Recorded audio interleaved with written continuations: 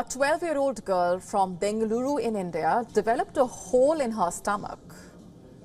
What can you possibly eat for that to happen? Well, it's something that can be easily found at events and even some restaurants, and is all the rage among youngsters. Why is that?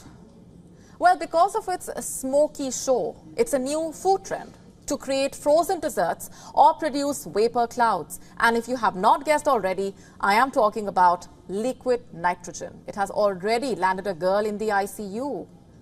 How did that happen? Our next report getting you the complete story. It was a wedding event in Bengaluru. A lot of delicacies were being served to the guests. Among them was Smoky Paan.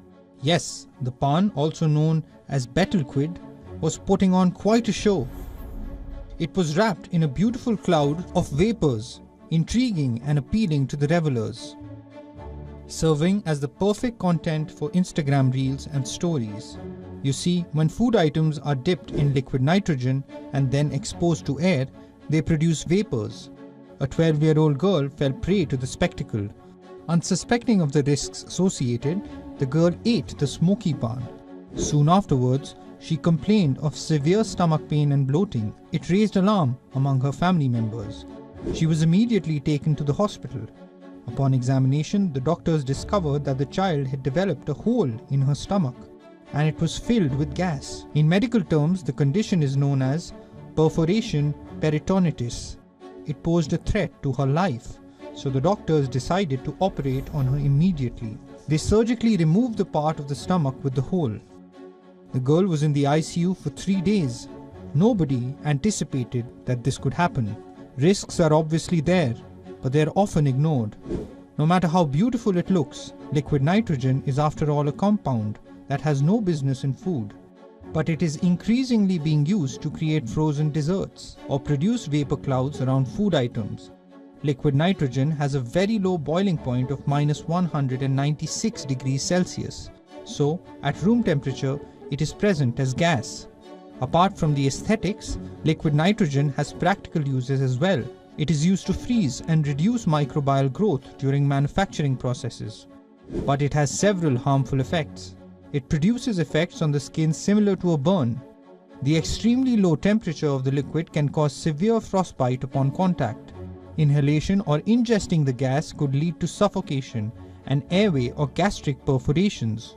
Even 2 milliliters of it can release 1.5 liter of gas. Now the question is, if liquid nitrogen is so harmful, why isn't its use in food properly regulated? In India, some state governments advised against using it, but the rules are not very strict. The Tamil Nadu government has warned food business operators against using liquid nitrogen for direct consumption in food products like biscuits, ice creams, wafers, etc.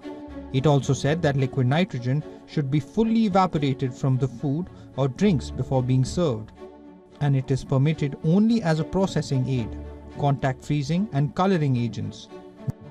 Now, Karnataka too has banned liquid nitrogen.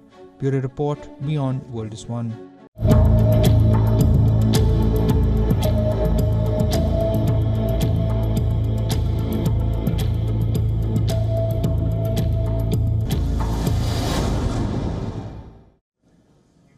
Are Pakistanis kidnapping Indians overseas? Before you start wondering what's going on, let me get you the details. It's a shocking story. Turkish police have arrested 3 Pakistanis on charges of kidnapping an Indian citizen. Let me say that again. 3 Pakistanis have been arrested by the Turkish police on charges of kidnapping an Indian citizen. What really happened? According to a report by the Kama press news agency, Turkish police said that the kidnappers demanded 2 million Indian rupees from the family of the Indian. That's equivalent to $24,000. And who is this Indian? According to Turkish media, the Indian who was kidnapped had come to Turkey for work. He was working at a restaurant in Istanbul. So what happened? How was he kidnapped? According to the story by the Kama press news agency, Reports say that 3 Pakistani asylum seekers lured the Indian to the city of Edirne. It's a city in the northwest of the country. They did this under the pretext of securing him a job at a translation company and then, as per the report, abducted him. What happened then? Was he rescued? Yes, he was.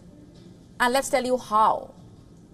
As per the Khama Press News Agency report, security authorities rescued the man after a friend of his contacted the police. The report also saying that according to the police, the kidnappers threatened his family by sending them a video and that they had tied his hands and feet. I know this is a lot to take in, and there are a series of questions. Why was the Indian targeted? Why was he targeted in particular? Did the kidnappers have some locals helping them? The report by the Khama Press News Agency says a Turkish citizen with a criminal record has been arrested on charges of providing shelter to the kidnappers. It also says that, as per reports, during the police operation, an unlicensed firearm, 4 pistols and a sum of money were discovered and seized. Like I said, there are a series of question marks here, more so because this is not an isolated case. Let me tell you about what happened in Cambodia. As per a report in Khmer Times, 2 Pakistani men who kidnapped 2 Indian nationals and held them for 3 weeks in order to extort a ransom have been arrested in the capital of Cambodia. The report said that police freed the Indian men who had been detained from 25th of April to May 16. It added that the victims had been handcuffed, beaten and blindfolded during their ordeal.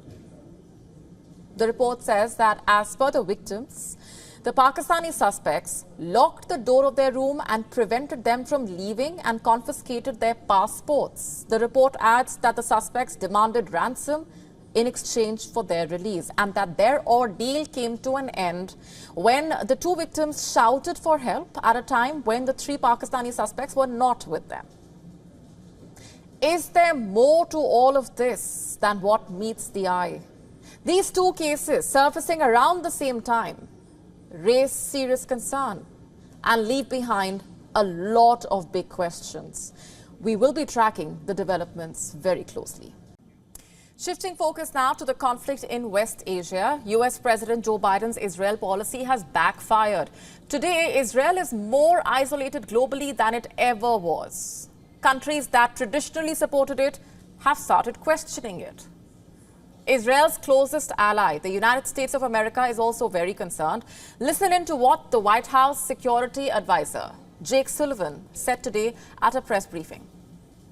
I think it's a fair question. As a country that stands strong in defense of Israel in international forums like the United Nations, we certainly have seen a growing chorus of voices, including voices that had previously been in support of Israel, drift in another direction. That is of concern to us because we do not believe that that contributes to Israel's long-term security or vitality. We are concerned. That's the line coming out of the White House. One after another, the pillars that propped up Washington's support for Israel are crumbling down. Will the confused policy of the Biden administration cost the president dearly come the elections in November? I ask that because of 3 reasons. Reason number 1, America's allies in Europe are growing increasingly frustrated with Israel's war in Gaza. As we told you yesterday, 3 European countries have moved to officially recognize Palestinian statehood. Ireland, Spain and Norway have announced that they will formally recognize the Palestinian state from next week. Of course, their decision was met with fury in Israel, but their move shows just how frustrated the world has grown with the prolonged war in Gaza. Announcing their decision, all the 3 European leaders, by the way, stressed that recognizing Palestinian statehood would pave the way for a 2-state solution in the region. In the 2-state solution, the Palestinians who currently reside in the Gaza Strip and the West Bank would get a recognized state alongside Israel. This solution would also theoretically benefit Israel as it would lead to a more secure state. It's a decades-long goal that the international community has long pushed for but has failed to achieve. Even the US, by the way, insists that the only way to bring lasting peace is through the creation of a Palestinian state with guarantees for Israel's security. So what stopped the two-state solution, you ask? A number of obstacles, but chief among them is Israel's rejection of it. Not just that, ceasefire talks to end the current conflict have also hit a stalemate. What's more, Israel has defied all of Washington's warnings against the Rafah invasion. It has expanded its operations in the southern city of Gaza with the aim of dismantling Hamas, but has inadvertently made the humanitarian crisis worse. And all these actions by Israel complicate matters for the US as it tries to find a way to end the war. Which brings me to reason number 2 of why Biden's bet on Bibi has boomeranged. The International Criminal Court's top prosecutor has requested arrest warrants for the Israeli Prime Minister. The aim is to hold him and his defense chief, along with 3 Hamas leaders, accountable for alleged war crimes in Gaza. While the White House has opposed ICC prosecutors' move, more and more allies of the US have expressed support for the World Court. European countries, including France and Germany, issued statements affirming their support for the legitimacy of the ICC. Now, to be clear, the arrest warrant could take months to be issued. The US is not obligated to arrest Netanyahu if that happens or take any action. Why is that, you ask? Well, that's because the US is not a party to the ICC. US officials maintain that the ICC has no jurisdiction over Israel and that the case is unfair. Still, frustration around Israel is palpable. Tensions around the ICC prosecutor's decision could spell trouble for Biden and his Israel policy. For starters, the case could complicate efforts to bring the war to an end. Remember, negotiators have been trying for months to secure a ceasefire deal between Israel and Hamas. But it's not just that. The Biden administration also risks appearing hypocritical if it completely disregards the ICC's moves. In the past, Washington has weighed in on ICC cases. In fact, in 2023, ICC issued an arrest warrant against the Russian president, Vladimir Putin, for the war in Ukraine. At the time, Biden vehemently supported the ICC. So if Biden were to completely shun the ICC's decision against Netanyahu now, world leaders will question the Biden administration's hypocrisy. And despite the pressure, it does not look like the Biden administration will actually stop pushing back against the ICC's move. Earlier this month, the US State Department said that it did not find that Israel had violated international humanitarian law. Washington is going to continue with that narrative. Which then brings me to the third and last reason for why Biden's Israel policy has backfired. If the sentiment abroad is that of frustration, the Biden administration is increasingly facing flack at home for a failing Israel and doing little to help the Gazans. And that is a tough spot to be caught in. On Tuesday, by the way, the US Secretary of State Antony Blinken faced immense criticism from the right and left over Israel policy in the US Congress. While the Republicans accused the Biden administration of failing Israel, Democrats said it's doing too little to help the civilians in Gaza. Furious protesters interrupted Blinken as he began his testimony before 2 committees in the Senate.